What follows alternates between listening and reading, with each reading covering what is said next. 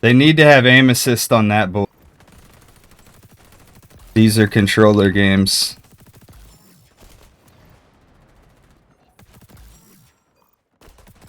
Alright, over here on XDefiant, decided to level up my MP7.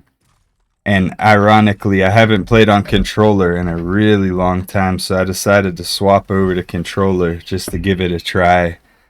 Been playing keyboard and mouse ever since like 2020 or so. Was controller player prior to that. Probably have 10,000 hours on controller just on the old Call of Duties, Grand Theft Auto Online, things like that. And then probably got 10,000 hours on keyboard and mouse because of like ARPG games like Diablo 2, stuff like that.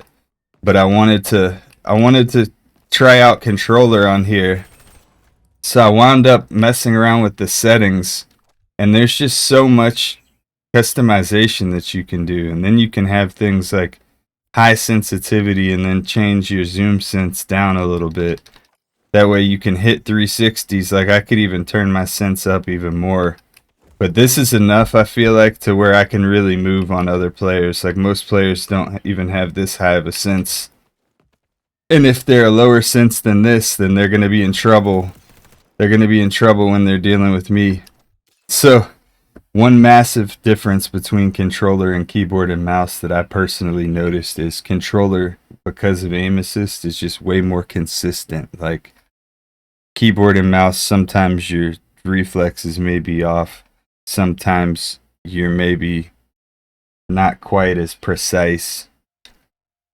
However far you move the stick, it's always going to go the same distance on controller, so there's a certain level of consistency with controller, not just because of aim assist, but also because of the way that the input works. Like, after you move your right stick a certain distance, before you move it to the left, it always has to return back to center. I'm having a lot of fun on controller. What I'm noticing personally is keyboard and mouse is probably better with like sniping or maybe AR.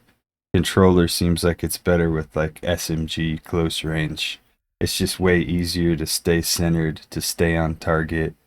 You know, like you, as long as the enemy doesn't completely break your ankles, it's easy to keep the enemy in sight.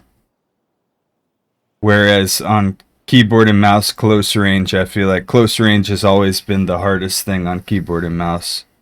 And then the further you get out in range, the more keyboard and mouse has the advantage. So I feel like keyboard and mouse players on general are more of like an enthusiast class of gamer. So on average, you're going to have a sweatier keyboard and mouse player because they spent $1,500, $2,000 or more on their computer to play video games. And I mean, of course, there's always going to be a skill gap within keyboard and mouse, but the skill gap on average is lower. There's a bigger skill gap, I feel like, with controller players because the average controller player varies a lot more drastically. Like the average controller player could be some random guy home from work, or it could be some, you know, crazy cracked out player that really cares about the game.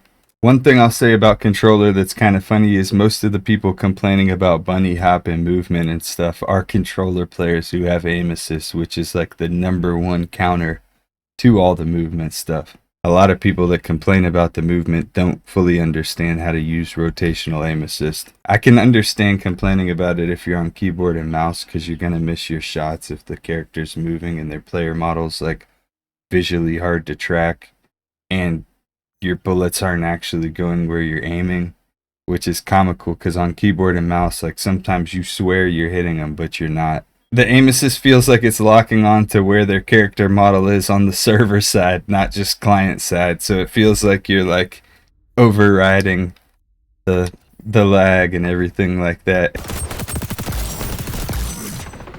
Get pooped on, son.